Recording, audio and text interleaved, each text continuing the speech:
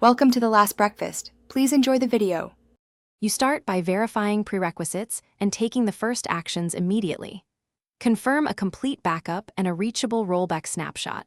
Once done, make sure you have admin access via SSH and the web console. Notify stakeholders about the maintenance window and list emergency contacts so communication is clear.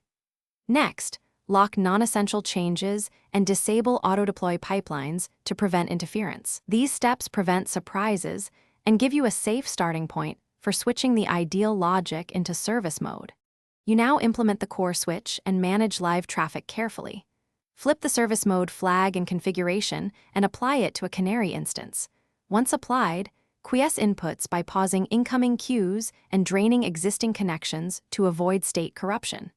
Make sure load balancers route only healthy canary nodes and update health check-in points to reflect service mode behavior.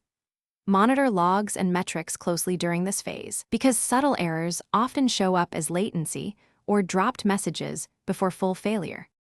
Finish by promoting the service mode change across remaining nodes in staged waves, making sure each stage proves stable before continuing. After each promotion, validate with integration tests, end-to-end user flows, and quick performance checks so you catch regressions early. Once everything is green, re-enable normal pipelines and document the change.